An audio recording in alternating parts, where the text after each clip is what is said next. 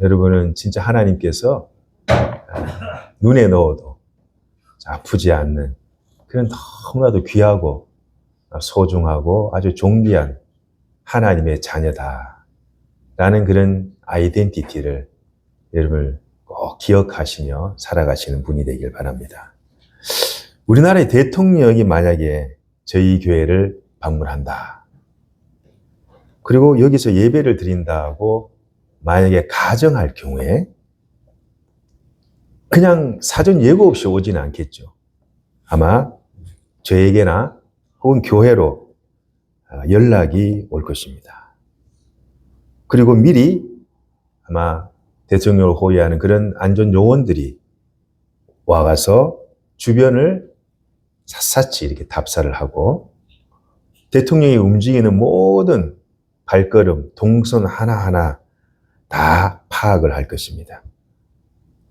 그리고 그 보안과 대통령의 그 안전을 위해서 철두철미하게 이렇게 대비를 합니다. 왜냐하면 대통령은 옛날 말로 왕입니다. 한 나라의 왕이요, 한 나라의 운명을 그야말로 좌지우지할 수 있는 막강한 권한을 가지고 있습니다. 그 권한은 바로 국민으로부터 부여를 받았죠. 마찬가지로 고대에도 한 나라의 왕이 어느 지역에 행차를 할 경우가 생기죠. 그때 선구자가 미리 앞서 가서 왕이 탄 그 마차가 어렵지 않게 안전하게 지나갈 수 있도록 사람들을 이렇게 모아서 울퉁불퉁한 길도 평탄케 하고 혹 길에 장애물이나 그런 걸림돌이 있다면, 위험물이 있다면 그것도 다 제거합니다. 그래서 왕이 안전하게 그 지역을 행차할 수 있도록 사전에 다 주변의 신하들을 다 준비시키죠. 구약에 예언한 메시아, 오실 주님, 그분이 오실 것이다 라고 예언한 구약의 선지자가 있었습니다. 구약에 수많은 선지자가 있었지만은 예수님이 오실 것이다 라는 그 마지막 예언자인 한 분이 있습니다. 그는 예수님보다 앞서 6개월 전에 먼저 태어나셨고 낙타털 옷을 입고 메뚜기와 석청을 먹이며 그의 아버지는 사가랴요, 그 어머니는 엘리사벳이었습니다. 제사장의 가문의 사람이었습니다. 누구입니까? 바로 세례 요한입니다. 세례 요한은 오실 주님을 대비하며 사람들에게 그냥 세례가 아니라 회개의 세례를 베풀었죠. 회개하라, 하나님의 나라가 가까이 왔다. 회개하라, 하나님의 나라가 가까이 왔다. 예수님도 똑같은 이 메시지를 선포하셨습니다. 세례요한은 주님의 공생의 사역을 위해 미리 사전에 다 준비합니다. 사람들에게 회개의 세례를 전파했지만 사람들의 반응이 어땠을까요?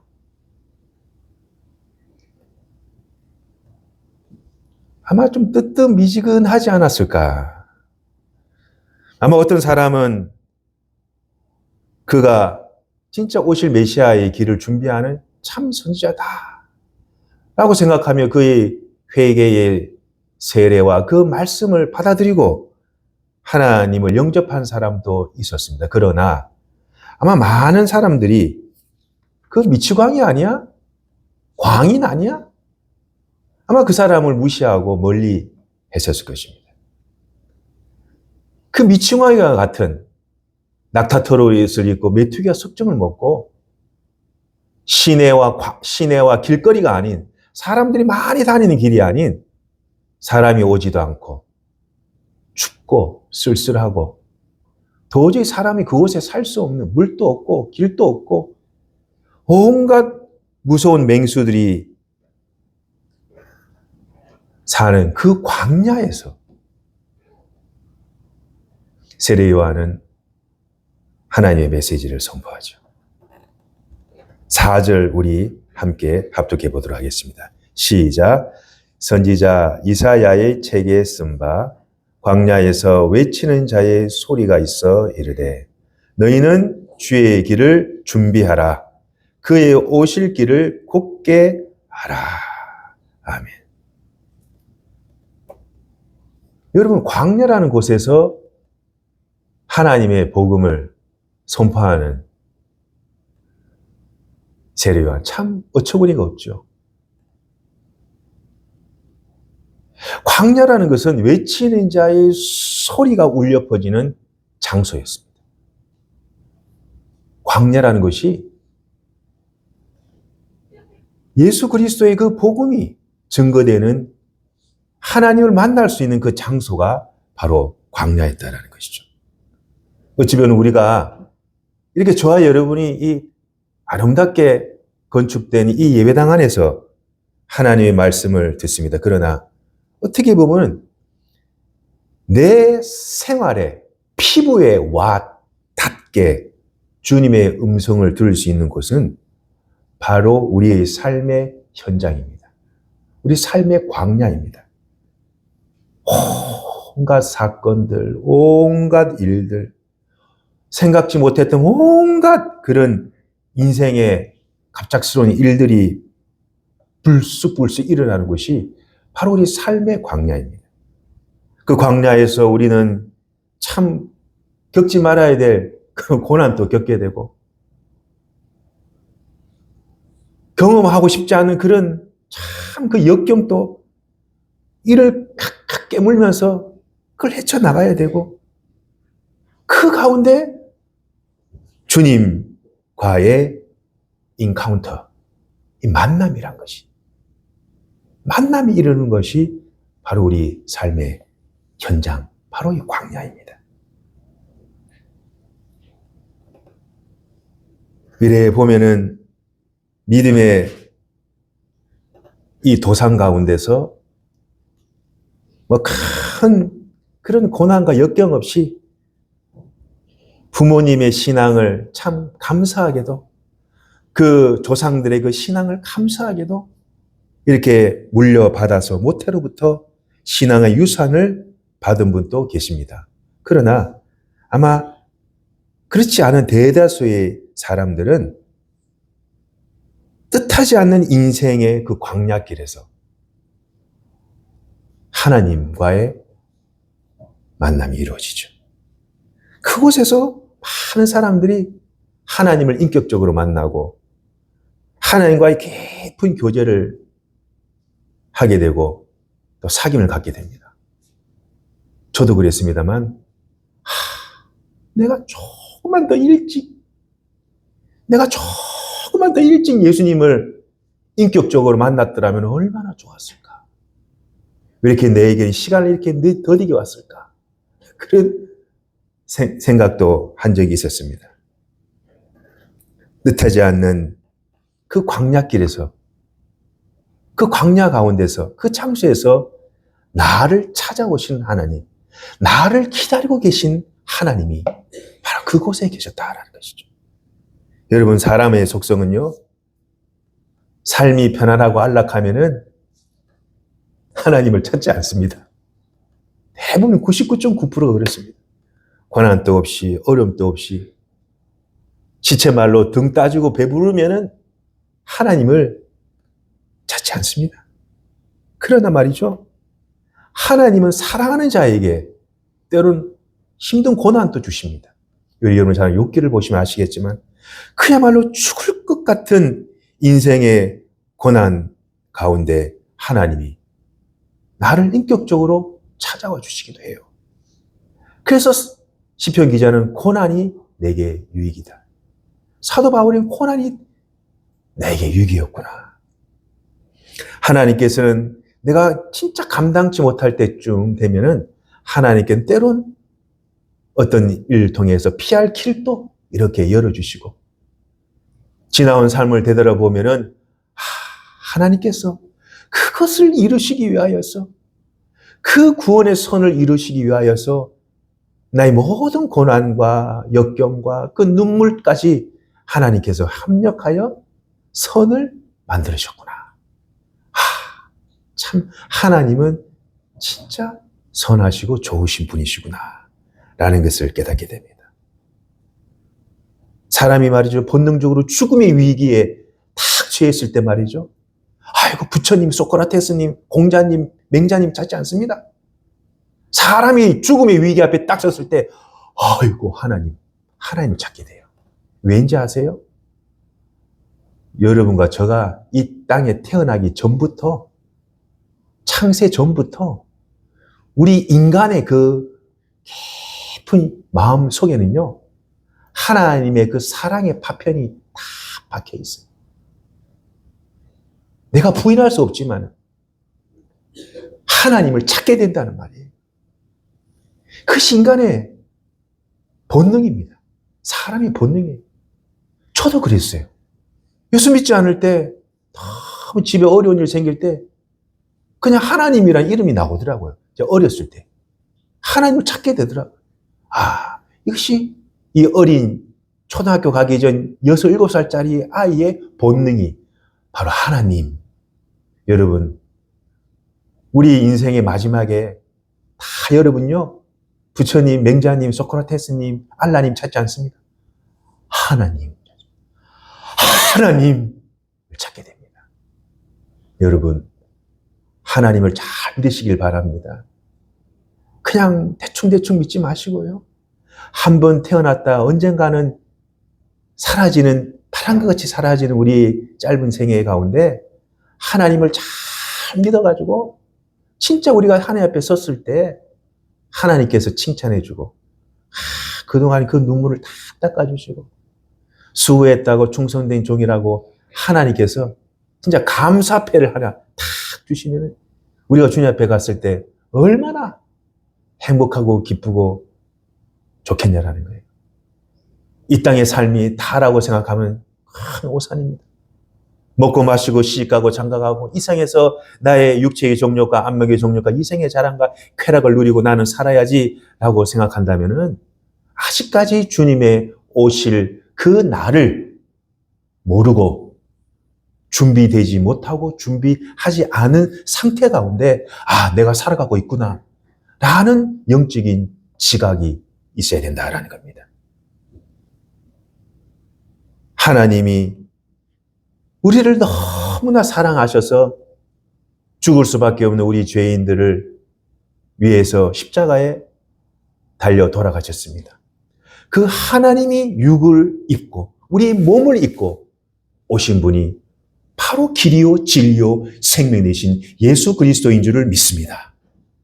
말씀이 육신이 되어 우리 가운데 거하심에 말씀이 육신이 되셨다라는 거예요.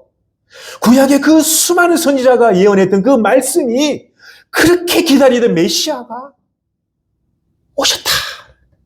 2000년 전에 유다 베들레헴 그 시골 아무 사람도 알아주지 않는 고관 대작의 가정에 태어나지 않고 그 빈민과 같은 천과 같은 아주 가난한 가정에 그것도 제대로 된 옷 한 벌, 제대로 된 구유 하나 없어서 그 냄새나는 그 마구간 가운데 그 차가운 구유에 예수님께서 하나님께서 누워 계셨다. 그 하나님을 찾으러 오신 분, 그 하나님을 만나러 오신 분, 동방박사가 황금과 유황과 모략을 가지고 하나님께서 지시하는 그 별을 따라 만난 그분, 바로 생명의 주 되신 예수 그리스도인 줄을 믿습니다. 그 말씀이 구약의 수많은 그 선지자들의 그 예언의 말씀이 성취된 그날이 바로 2025년 전의 사건입니다. 경상도보다 더 작은 그 조그마한 땅덩어리에 태어나신 분이 바로 예수님이시다라는 겁니다. 예수님을 나의 인생의 주인으로 주님 나를 인생 마지막까지 내 인생을 다스려 주십시오. 내 인생 끝나는 그날까지 내 삶을 통치해 주십시오. 나의 주님, 나의 하나님으로 예수님을 모시고 사는 사람에게는 하나님께서 영원한 생명을 은혜의 선물로 주실 줄을 믿습니다. 그러나 하나님 말씀을 듣고도 계속해서 하나님 말씀을 거스리고 불순종하고 하나님을 떠나 살면은 그 결과는 물 떠난 물고기 인생으로 종결시키게 됩니다. 이것이 성경입니다. 그러므로 세상을 이처럼 사랑하신 예수 그리스도를 믿고 입으로 매일매일 주님을 시인하고 하나님의 은혜에 감사하면 구원과 영생의 선물을 우리에게 주십니다. 주님께서 오늘 말씀하죠. 그 구원과 영생을 이루는 자, 그 믿는 자가 그러면 뭘 해야 되는가? 구원과 영생을 받은 자가 하나님을 믿는 저희들이 감당해야 할 일이 있다라는 겁니다. 4절에 이렇게 말합니다. 너희는 주의 길을 준비해라. 너희는 그의 오실 길을 곧게 하라. 이 두 가지.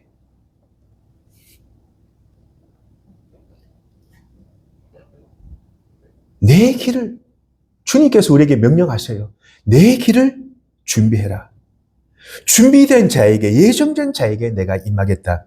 말씀으로 알려주시고 성령으로 깨닫게 해주시겠다. 주님이 나에게, 여러분에게 물어봅니다. 너는 내가 올 길을 준비하고 있느냐? 너는 내가 올 길을 준비하고 있느냐? 준비되었느냐? 교회에서 이렇게 신앙을 생활하다 보면은 매일 참 정갈한 마음과 몸으로 그야말로 신부가 신랑을 맞이한다라는 그런 마음으로 또 신랑은 신부를 맞이한다는 그런 마음으로 다 준비된 마음으로 하루하루 내 삶의 현장 가운데 살아계시는 분도 많이 보게 됩니다. 근데 반대로 목사님 저는 아직이요. 아직 저는 준비가 안 된 것 같아요. 잠시만요. 좀 기다려 주시면 안 돼요? 그런데 주님께서 오시기 전에 말이죠. 반드시 신호를, 사인을 보냅니다. 여러분, 우리 몸도 그렇죠. 우리 몸도 갑자기 아프지 않습니다. 뭔가 일상생활을 하다 보면은 뭔가 내 몸에 지각에 무슨 신호가 자꾸 와요. 아, 내가 여기가 조금 그런가?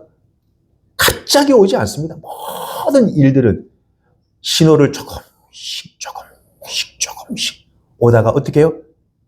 갑자기 확 와버려요. 주님께서 오실 때 도둑같이 오신다고 하지만은 어찌 보면 말이죠. 주님께서 이 세상에 신호를 보내요. 성경에 보면은 서로 대적하고 싸우고 분쟁하고 전쟁하고 기근과 지진과 이런 것이 마지막에 종말의 신호다. 그리고 주님 말씀하시죠. 어떤 누구도 변명하지 못하도록 나는 복음을 듣지 못했어요. 라는 그 변명을 못하도록 예수님께서는 반드시 모든 사람에게 그 복음이 증거되면은 이 말은 무슨 말이에요? 변명 못하도록. No excuse. 어떤 사람은 또 나는 복음을 듣지 못했어요. 하나님을 위해서 못 들어봤어요. 라는 그 말을 하지 못하도록 하나님께서는 모든 만민들에게 복음이 증거되고 된 후에야 그때야 끝이 마지막에 올 것이다. 주님께서 말씀하십니다. 그리고 하나님께서 호련히 갑자기 그냥 순식간에 눈 깜빡할자 사이에 그 인생의 종말에 임하시긴 하고 한 인간의 그 마지막에 임하시기도 하고 우주적인 종말로 하나님께서 온 사방 가운데 하늘의 천군 천사를 다 동원해가지고 하나님의 나팔 소리를 부르며 이 땅의 마지막이 찾아온다고 성경 우리에게 말씀해 주고 있습니다. 준비된 사람은 하나님의 그 예수님과 함께 그 하늘의 구원 열차에 올라탑니다. 그러나 준비하지 못하거나 준비되지 않은 사람은 구원의 열차만 보기만 하고 멀뚱하니 보기만 하고 그냥 가는 것만. 제가 말이죠, 대구에서 부목사로 사역할 때 공부가 좀 짧아가지고 목회학 석사를 하고 신학 석사를 해야 되겠다 생각이 들어가지고 제가 대구에서 서울까지 새벽 예배 딱 마치면은 수서행 SRT를 타고 첫 차를 탔습니다. 보통 새벽 예배가 5시, 5시 반이기 때문에 담임 목사님 다 나가시면 제가 나가야죠. 부목사가, 담임 목사도 안 나가는데 나갈 수가 없죠. 그럼 때론 말이죠, 목사님이 좀 늦게 나가시면 저도 늦게 나가면 기차를 놓칠 때가 몇 번 있었어요. 새벽에 그래 일어나서 준비한다고 새벽 3시, 4시에 일어나가지고 막 리포트 쓰고 준비하고, 네? 그 수성에서 안 놓치려고 말이죠.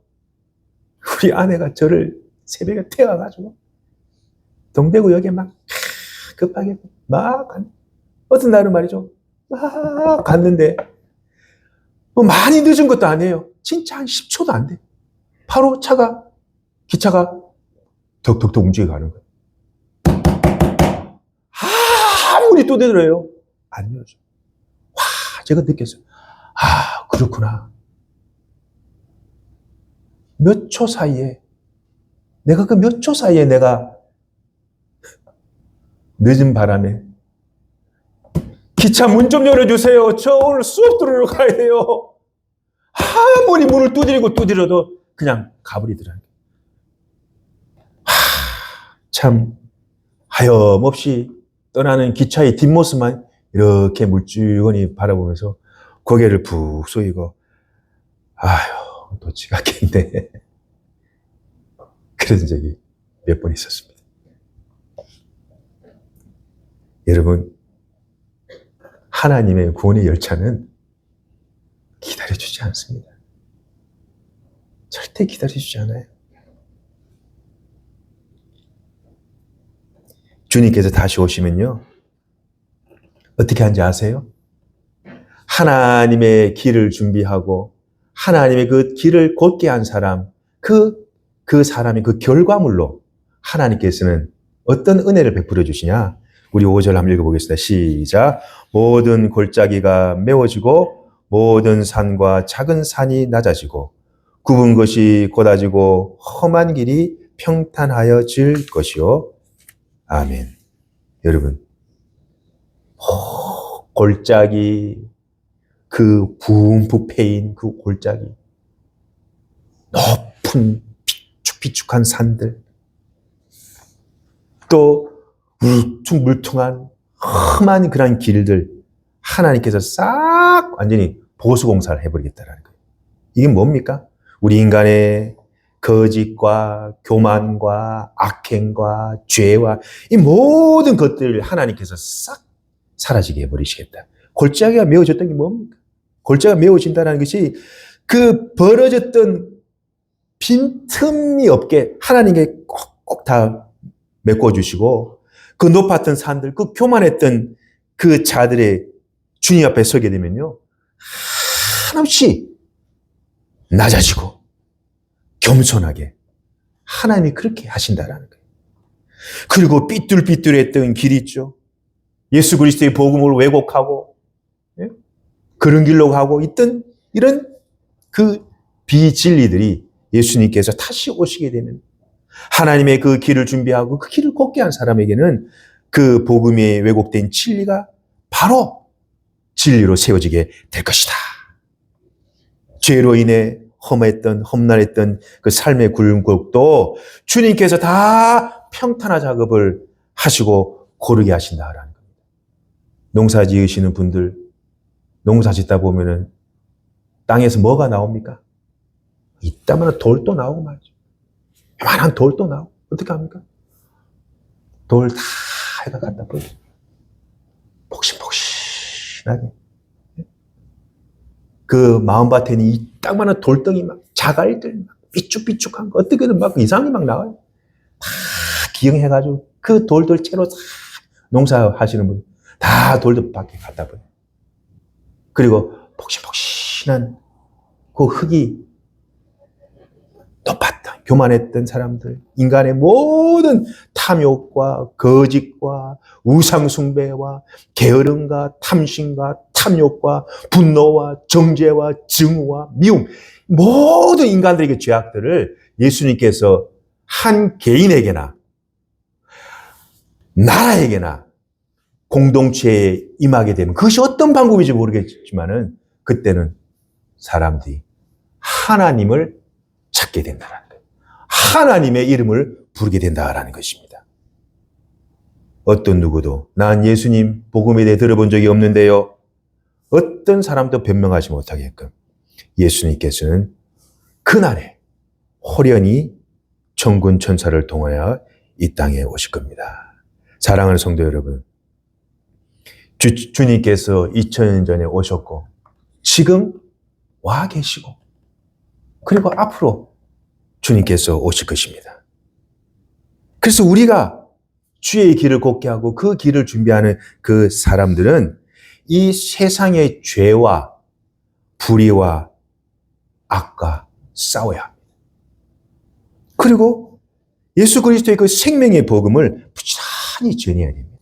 그것이 바로 주님의 다시 오심을 준비하는 길입니다. 그것이 바로 주님의 다시 오심을 앞당기는 길입니다. 주님께서 우리에게 말씀하십니다. 너는 주님의 길을 준비하고 있느냐? 당신은 주님의 오실 길을 곧게 평탄하게 하고 있느냐? 주님 오늘 저와 여러분에게 물으십니다. 여러분은 준비되으셨습니까? 기도하겠습니다.